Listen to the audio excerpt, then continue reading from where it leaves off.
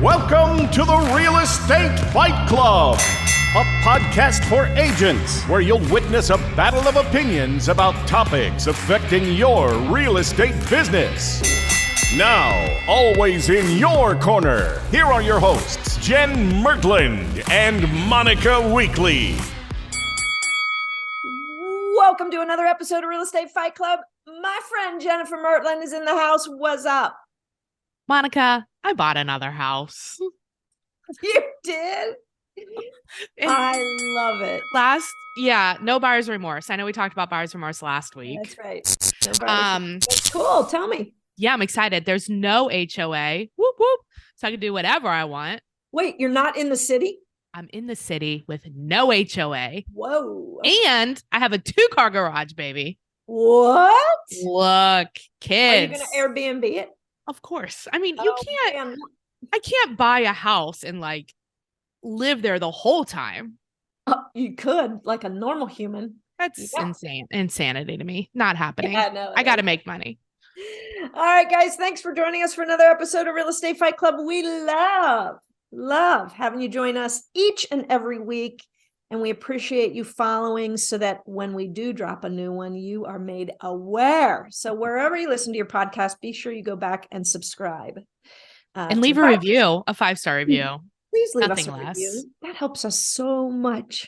If we've helped you at all over the years with one little nugget, would you mind giving us a review? That's true. We should ask for that more often.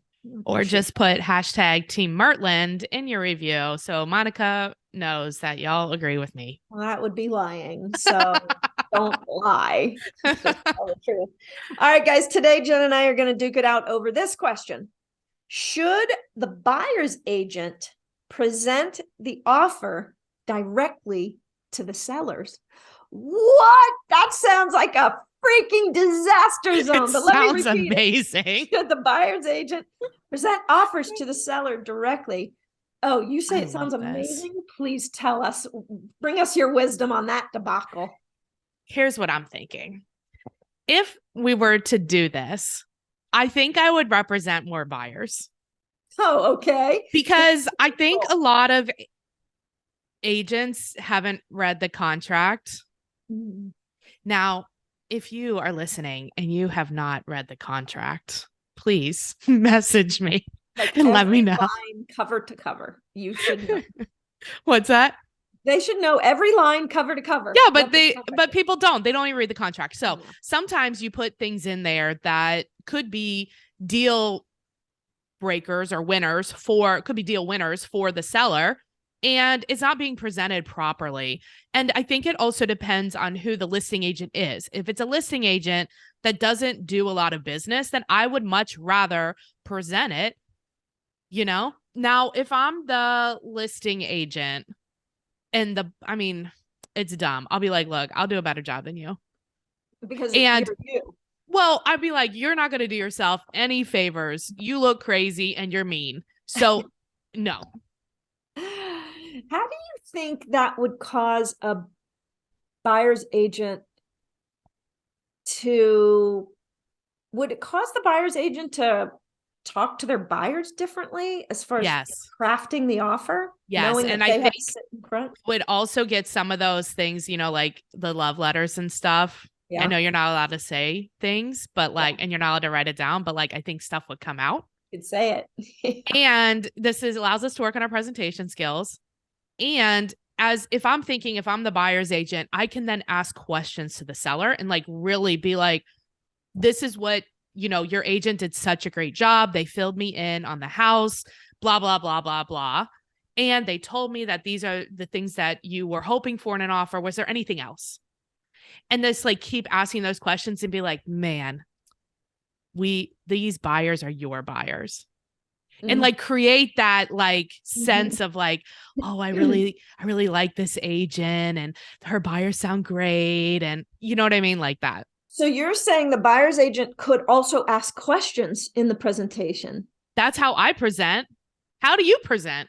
So I'm just making sure I'm just being clear on your. If I can't talk, then I don't want to present. I mean, an idea. You're trying to sell it. In my vision of that, you're selling the contract, right? Now I can see, tell me what you think and let's try to like hash it out. I don't think this is a good idea. And despite the whole, I'm sure it crosses some sort of legal boundary lines or something. I don't know. Blah, blah, be, blah. but I'm sure it does. Okay. Imagine the market we just went through with COVID and you got 22 offers and the poor sellers would have to sit through 22 presentations. No, they can pick like the top ones. Oh, you don't have to do all of them. Okay. Look, the seller can do whatever they want.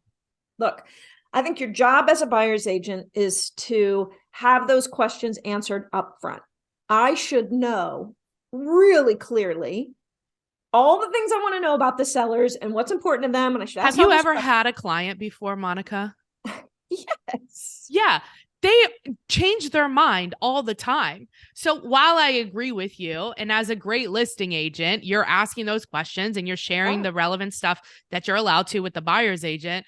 Yeah. When you're in front as the buyer agent, if you're in front of the seller, they could say something totally crazy that you as their great listing agent never heard them say. Now, and or the opposite of what they told you when you asked the exact same question. Is there a mute button on this thing? I'm fired up today. I know, and I'm muting you. Mutiny. Okay.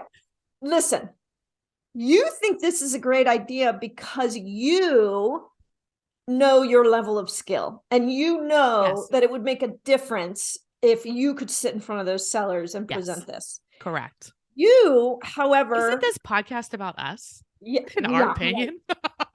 I want you to think of the disadvantage a buyer would have if their agent wasn't great in front of the seller or didn't know how to present themselves. I think that the buyers would be a little bit more careful about who they hired. And so would the sellers. But the buyers shouldn't pay for the buyer's agent's inability to have a discussion in front of the sellers. They're just, they should be able to convey the buyer's needs through the contract. That's what it's for. Or the buyer's offer through the contract. Okay, fine. But I like the idea of having the option of presenting. You probably do, but I don't know that all agents would want that same opportunity. Let me think for a minute. Okay. And we'll talk about, let's take a short break and let's talk about, when we come back, the pros and cons of this. Okay. Let's gather our thoughts. First, we're going to take a short break here from our favorite partners. And if you are an agent and you want to find out how to partner with me and Monica, and we can help you grow your business, make more money, have more free time, boom, boom, boom. Craft better offers. Get better sales skills. Call or text me today at 513-400-1691. You want to do more deals, but your current sphere is not big enough. What are you going to do? Well, you need to make new friends. So the best way to do that is through cold calling. I use RedX to call expireds, for sale by owners, for rent by owners, circle prospect, and you can too. Go to theredx.com/Fight Club and get your setup fee waived. All right, welcome back to the battle inside of the ring. Let's get at it for our final round. Jen thinks some idea about the buyer's agent sitting in front of the sellers is a good idea. I see this as a shit show waiting to happen. It sounds awesome. And I think, if that buyer's agent blows it for some reason. But what if they don't? But what if they do? You're in the negative, Monica. We got to be positive. I'm not. I just think it opens up a can of worms you don't want to. But what are the real pros and cons? So like one of the real pros, if that's a con, then one of the real pros is that they can maybe craft some details of the contract that weren't known before, potentially through asking additional questions. Okay. I think that it will also attract agents. I think we can all agree that the barrier to entry to being a real estate agent is low, and that sales skills is not something that's required for people in our field. Mm-hmm. And I think we will now, when we do this, if we do ever do this, we will now start having more sales people, which raises the professionalism of our industry, which is good. Mm-hmm. Mm-hmm. Pro. I think that the seller then has a clearer picture of the offer if it's being presented by the person that is representing the buyer. If that person can do a good job conveying the terms. Okay. Agree. Fashion. But, you know, what other pro? You Here's have to what say I a do pro agree. if I have to say a con. Here's what I do agree with. I actually agree with you that this would level up our industry, because a buyer knowing that they're going to put me in front of a seller might make a different decision than hiring, you know, their Aunt Millie, who's a 78-year-old, hasn't really sold in a while or hasn't really, you know what I mean? So I think that is a pro. I like that idea. I like that personally because I'd love to sit in front of a seller. Oh man, you would be great. Well, I'd like it. I'd like it. You should be a yes. Well, that's where I'm separating myself from like the rest of the industry. I'm not sure everybody. But you're separating them because you think that they're going to bomb. That's stupid. That's a dumb reason to be like, well, we shouldn't do it because everybody else isn't good at presentation skills. Screw you. You're in sales. Get good. Do better. I could get around the buyer's agent sitting down with the seller's agent instead of just handing it off through an email. Now, this is something to think about. Okay. Agent to agent. Agent to agent. You could argue that that's sort of done if the listing agent or the buyer's agent would pick up their phone. Every once in a while. Hey, do you know what? I believe that Ryan Bowman. Hey, Ryan. Hey, Ryan. I believe he sends a video with his offers. Yes, Ryan. I think he does. And I'm not sure if that agent then sends that along to the sellers. Yeah, this is so good. Okay, I think we're coming to a consensus. I think we could do that. Yeah. Okay, so if we can agree that the buyer agent presents the offer to the listing agent, would you, the listener, would you make a video? Like, and then maybe I'm thinking you make the video, you detail the bullet points, like a cover sheet. A lot of agents do like a cover sheet. Yeah. With the bullet points, right? Yeah. But this also requires, to your point originally, which is you have to ask the questions up front. Like, what is the seller looking for? What do they want in an offer? Like, what's going to get this? Yeah. Can you help me out? You know, what would be cool too, is that in the beginning, you would say, in speaking with your agent, I understand that timing is the most important thing for you. So good. So that way, if that's not true, that seller's like, the fuck, money's the most important thing to me. Like, why'd you say that? Why do you want to you don't want to throw them under the bus? No, you want to make the listing agent like a hero, like they did a great job. Real, though. You want to know what's like, if that's not the case, then and if I have misunderstood, let me know and we can work with your. I don't like it. It feels like you're throwing the listing agent under the bus. They're not going to like that, and they're not going to forward that video. That's true. That's true. But if you make them the hero, I like the idea of mentioning the listing agent and making them the hero, and then being like, this is what we understood to be kind of like your biggest must-haves. And these buyers are so excited. Your house is everything that they wanted. And especially if if you've asked questions, the listing agent probably told you some things about the seller, and not like you have to bring them up, but I think as a sales skill / technique, you make the buyer, you find similarities in the buyer and make it like that buyer is like this, and then the sellers are like, oh, I'm like that too.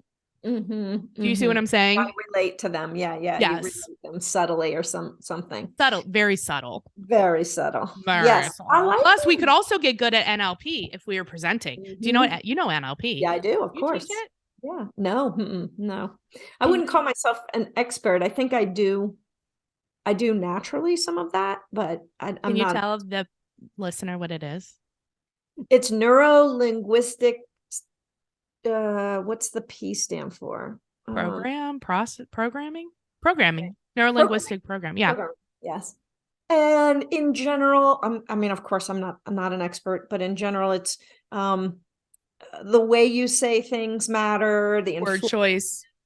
you're nodding with it, and then we don't, we don't want you to, we do want you to, that kind of stuff. Mirroring and matching. That's why when Jen gets mad, I get mad because I want Jen to like me. So I go and okay. I like it. I think we came up with this. Well, you came up with a solution I can get on board Ryan with. Bowman did. Ryan Bowman. Ryan, what's up? Now, do you have anything else to say about that? I was going to say, we always talk about it matters who's on the other side of the deal, the agent. For sure it does. And when you're the listing agent and you're talking to your buyers or your sellers about that, I think one good thing about that video would be to let them see like the level of professionalism on the other side. And you might get a deal that your buyers could have gotten missed on if you show up in an appropriate way. I love this. Yeah. Boom. So I can see a couple little. I can see it. Pros. Well, I also think it's a shit show waiting to happen. Which, I mean, why not? It's already a shit show. It's already a shit show. My goal in life is to push the boundaries, be as ridiculous as possible. Let's do it. Well, you want to blow up the whole thing anyway. So. We need to blow it up. It's ripe for fire. It is. All right. I think that's going to have to be the end of today. I think so. And our guest after this, she has a very good example of this. Yes. It's not always done in her market. So she'll tell us what happened. Can't wait. Tune in. Yeah. Stay tuned. All right. Okay. I think that's it. Thanks, Monica. Hey, see you next time. Bye. All right. I am here with our tiebreaker, Robin Katz from One Sotheby's in Miami. Hello, Robin. Hello, Jennifer. Good to be here. Thanks for having me. Yeah, I'm glad you could be on because you focus a lot on the luxury market. So I thought you would have some good tips. So your tiebreaker question is should the buyer agent be able to present their buyer's offer directly to the seller? And not without the listing agent, but, kind of like an attorney in court or something like that. Got it. I think, in my experience, yes. Okay. I think that they should. Tell me. I've had experience with this. And honestly, it was right in the beginning, 20 something years ago when I first started in real estate. And I was working at this great company, the best company in the neighborhood, in the area. And we were actually the affiliate for Sotheby's in Southeast Florida. And there was an agent there. There was a team, and they were really great. They weren't the top of the top, but they are now. Okay. And so I had some clients who were neighbors, and they fell in love with this house, and there was a lot of activity, a lot of demand for it. Okay. And so I requested that we be able to present to the buyers. So I had never done this before. And I had heard about this from a real estate coach, and the listing agent had never done it before, but she agreed. And at the time when you said, okay, we want to present the buyer's offer directly to the sellers, what were you thinking, or what did your coach tell you? What was your perspective of why that was important? Well, now people talk about writing letters, but back then it was, we were barely using, it was still DOS then, I think, on computers. It was a long time ago. And so we weren't doing things like writing letters, and everything was much more in person. Right. So it wasn't unusual for, me to meet the sellers or to have communication. And I still think that it's a really valid way of presenting an offer, particularly when there's multiple offers, and maybe even more valuable than writing a buyer letter. So what happened? So what happened was, it was awesome. I'll never forget. We were in their house, and we're sitting at this big dining room table, and we're all kind of a little surprised because no one's done this before. Yeah. And I presented, and we did some negotiations, but I presented, and it worked. My buyers got the house, and I thought, well, this is fantastic. This really does work. The listing agent said to me, I was so thrilled. She said that was really well done. The sellers were ecstatic. They really were. They were so happy to have someone come and talk to them and explain to them, Right. Why their clients were the best fit for the house. And I like the idea of doing it. I mean, and I can see what you're saying is the benefit is like, okay, so you're the buyer's agent, you know the buyer best. And as a listing agent, if I'm presenting the offer, I only really know what you told me, right? But like you presenting it is going to come across differently than the listing agent presenting. Yes. absolutely. It was all warm and cozy. This one went really, really well. And it was the first time I ever did it. So I am a big believer. And I think that, it is another tool in your toolbox. Has it ever not like worked for you, or has an agent said no to you? I've had agents say no to me, yeah. And why do you think that is? Why are they saying no? I think they're nervous to have me meet their clients. Yeah, girl, because you're going to snatch them. Is that why? I have no idea what they're thinking. But like, I don't know what they're thinking. I But, mean, I don't think it matters if the other agent meets the client, because it's like, No. it's good. We want to show our professionalism. But like, what if the other agent, like, let's say in the future, this becomes like a commonplace. You're going to have like 8 buyer's agents that are super nervous that don't want to do it, which is fine.